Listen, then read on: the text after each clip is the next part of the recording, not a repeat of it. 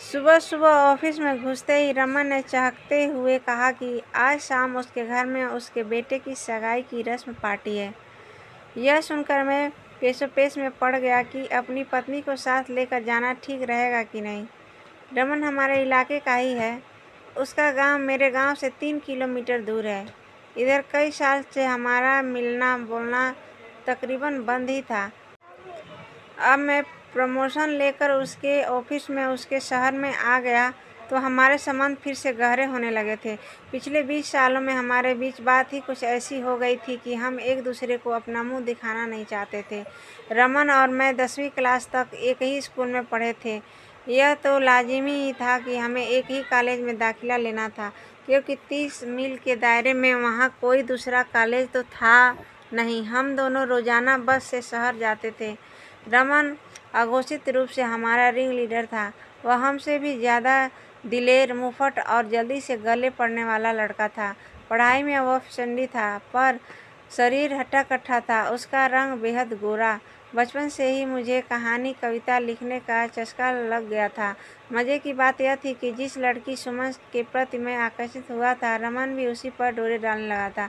हमारी क्लास में सुमन सबसे खूबसूरत लड़की थी। हम लोग तो सारे पीरियड अटेंड करते थे, मगर रमन पर तो एक ही धुन सवार रहती, किसी तरह जल्दी से कॉलेज की कोई लड़की पट जाए। अपनी क्लास की सुमन पर तो वह बुरी तरह फिदा था। खैर, हर वक्त पीछे पड़े रहने के चलते सुमन का मन किसी तरह पिघल ही गया था। सुमन रमन के साथ कैफ़े जाने लगी थी। इस कच्ची उम्र में एक ही ललक होती है कि विपरीत लिंग से किसी तरह दोस्ती हो जाए। आशिकी के क्या माने होते हैं, इसकी समझ कहाँ होती है। रमन में यह दीवानगी हद तक थी। एक दिन लोकल अखबार में मेरी कहानी छपी। कॉलेज के इंग्लिश के लेक्चर से सर ने सारी क्लास के सामने मुझे खड़ा करके मेरी तारीफ़ की। मैं तो सुमन की तरफ अपलक देख रहा था, वहीं सुमन भी मेरी तरफ ही देख रही थी। उस समय उसकी आंखों में जो अद्भुत चमक थी, वह मैं कई दिनों तक भुला नहीं पाया था। पता नहीं क्यों उस लड़की पर मेरा दिल अटक गया था, जबकि मुझे पता था कि वह मेरे दोस्त रमन के साथ कैफ़े जाती है। रमन सबके सामने ये किस्से बढ़ा चढ़ाकर बताता रहता था। सुमन से अकेले मिलने के कई और मौके भी मिले थे मुझे। कॉलेज के टूर के दौरान एक थिएटर देखने का मौका मिला था हमें। चांस की बात थी कि सुमन मेरे साथ वाली कुर्सी पर थी। हाल में अंधेरा था। मैंने हिम्मत करके उसका हाथ अपने हाथ में ले लिया तो बड़ी देर तक उसका हाथ मेरे हाथ में रहा। रमन से गहरी दोस्ती होने के बावजूद वर्षों तक मैंने रमन से सुमन के प्रति अपना प्यार छिपाए रखा। डर था कि क्या पता रमन क्या कर बैठे, कहीं कॉलेज आना न छोड़ दे। सुमन के मामले में वह बहुत संजीदा था। एक दिन किसी बात पर रमन से मेरी तकरार हो गई। मैंने कहा, क्या हर वक्त मेरी सुमन की रट लगा रहता है? यूँ ही तू इम्तिहान में कम नंबर लाता रहेगा तो वह किसी और के साथ चली जाएगी। रमन दहाड़ा, मेरे सिवा वह किसी और के बारे में सपने में भी नहीं सोच सकती। मैंने अनमना होकर यूँ ही कह दिया, कल मैं तेरे सामने सुमन के साथ इसी कैफ़े में इसी टेबल पर कॉफ़ी पीता मिलूँगा। हम दोनों में शर्त लग गई। मैं रात भर सो नहीं पाया। सुमन ने अगर मेरे साथ चलने से मना कर दिया तो रमन के सामने मेरी किरकिरी होगी, मेरा दिल भी टूट जाएगा, मगर मुझे सुमन पर भरोसा था कि वह मेरा दिल रखेगी। दूसरे दिन सुमन मुझे लाइब्रेरी से बाहर आती हुई अकेली मिल गई। मैंने हिम्मत करके उसे कहा कि आज मेरा उसे कॉफ़ी पिलाने का मन कर रहा है। मेरे उत्साह के आगे वह मना न कर सकी। वह मेरे साथ चल दी। थोड़ी देर बाद रमन भी वहाँ पहुँच गया।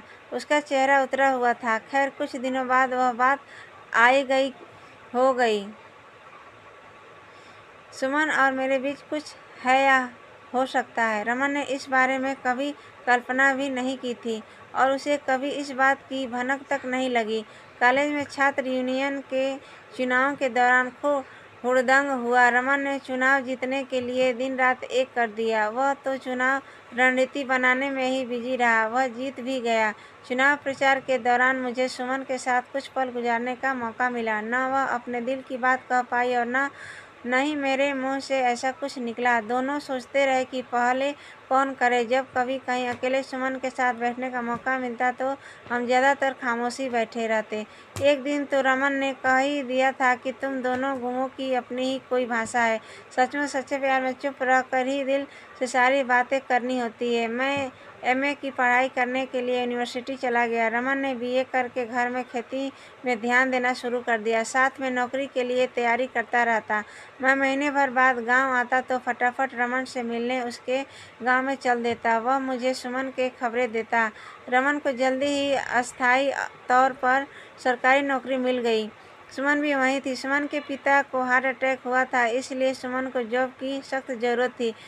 काफ़ी अरसा हो गया था सुमन से मेरी कोई मुलाकात नहीं हुई। मौका पाकर मैं उसके कस्बे में चक्कर लगाता, उसके कैफ़े में कई बार जाता, मगर मुझे सुमन का कोई अता पता न मिलता। मेरी हालत उस बदकिस्मत मुसाफिर की तरह थी जिसकी बस उसे छोड़कर चली गई थी और बस में उसका सामना भी नहीं रह गया था। संकोच के मारे मैं रमन से सुमन के बारे में ज़्यादा पूछताछ नहीं कर सकता था। रमन के आगे मैं गिड़गिड़ाना नहीं चाहता था। मुझे उम्मीद थी कि अगर मेरा प्यार सच्चा हुआ तो सुमन मुझे ज़रूर मिलेगी।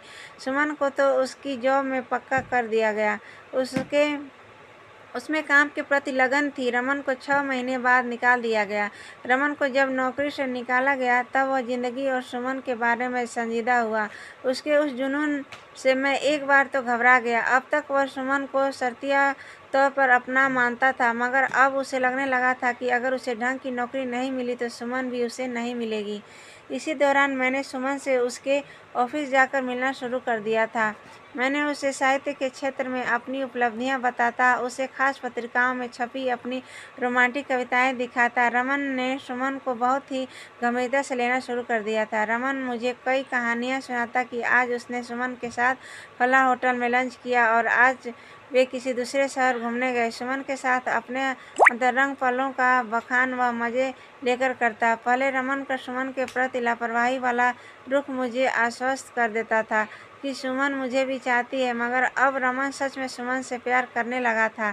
ऐसे में मेरी उलझनें बढ़ने लगी थी। फिर एक अनुभाग में मुझे और रमन को नियुक्ति मिली। रमन खुश था कि अब वह सुमन को प्रपोज करेगा तो वह नहीं न कहेगी। मैं चुप रहता। मैं सोचने लगा कि अब अगर कुछ उलटफेर हो तभी मेरी और सुमन में नज़दीकियाँ बढ़ सकती है। हमारा ऑफिस सभी विभागों के बिल पास करता था। यहाँ प्रमोशन के चांस बहुत थे।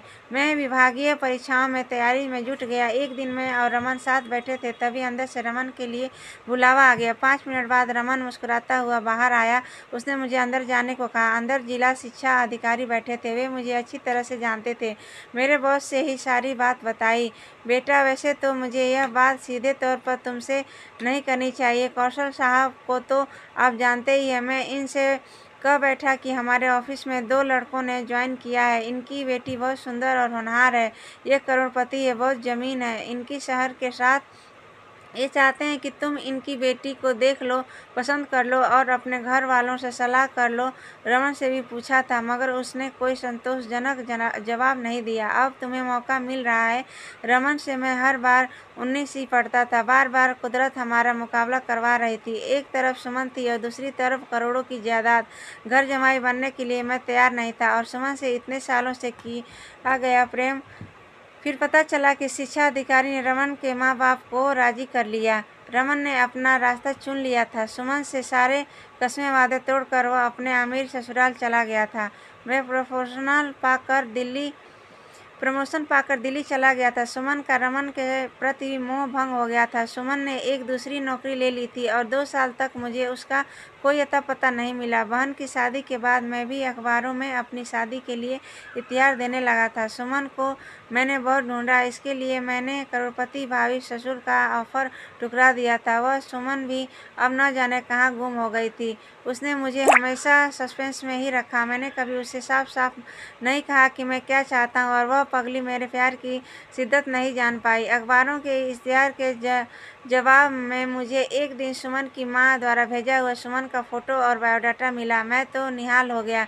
मुझे लगा कि मुझे खोई हुई मंजिल मिल गई है। मैं तो सरपट भागा। मेरे घर वाले हैरान थे कि कहाँ तो मैं लड़कियों में इतने नुक्स निकालता था और अब इस लड़की के पीछे दीवाना हो गया हूँ। शादी के बाद भी लोग पूछते रहते थे कि क्या तुम्हारी शादी लव मैरिज थी या अरेंज, तो मैं ठीक से जवाब नहीं दे पाता था। मैं तो मुस्कुरा कर कहता था कि सुमन से ही पूछ लो। सुमन से शादी के बाद रमन के बारे में मैंने कभी उससे कोई बात नहीं की। सुमन ने भी कभी भूले से रमन का नाम नहीं लिया। वैसे रमन सुंदर और स्मार्ट था। सुमन कुछ देर के लिए उसके जिस्मानी खिंचाव में बंध गई थी। रमन ने उसके मन को भी कभी नहीं छुआ। जब रमन ने सुमन को बताया होगा कि उसके माँ बाप उसकी सुमन से शादी के लिए राजी नहीं हो रहे हैं, तो सुमन ने कैसे रिएक्ट किया होगा। रमन ने यह तो शायद नहीं बताया होगा कि करोड़पति बाप की इकलौती बेटी से शादी करने के लिए वह सुमन को ठुकरा रहा है। मगर जिस लहजे में रमन ने बात की होगी, सुमन सब कुछ समझ गई होगी, तभी तो वह दूसरी नौकरी के बहाने गायब हो गई। इन 2 सालों में सुमन ने मेरे और रमन के बारे में कितना सोचा विचारा होगा। रमन से हर लिहाज में मैं पहले रैंक पर रहा, मगर सुंदरता में वह मुझसे आगे था। आज रमन के बेटे की सगाई का समाचार पाकर मैं सोच में था कि रमन के घर जाए या नहीं। सुमन ने सुना तो जाने में कोई खास दिलचस्पी भी नहीं दिखाई। उसे यकीन था कि अब रमन का सामना करने में से कोई झेप या असहजता नहीं होगी। इतने सालों से रमन अपने ससुराल में ही रहा था। ससुर मर चुके थे। इतनी लंबी चौड़ी जमीन शहर के साथ ही जुट गई थी। खुले खेतों के बीच रमन की आलीशान कोठी थी। खुली छत पर पार्टी चल रही थी। रमन ने सुमन को देखकर भी अनदेखा कर दिया। एक औपचारिक सी नमस्ते हुई। अब मैं रमन का बॉस था। रमन के बेटे और होने वाली बहू को पूरे ऑफिस की तरफ से उपहार मैंने सुमन के हाथों ही दिलवाया। पहली बार रमन ने हमें हैरानी से देखा था जब मैं और सुमन उसके घर के बाहर कार से साथ साथ उतरे थे। वह समझ गया था कि हम मियाँ बीवी हैं। दूर तक फैले खेतों को देखकर मेरे मन में आया कि ये सब मेरे हो सकते थे अगर उस दिन मैं जिला शिक्षा अधिकारी की बात मान लेता।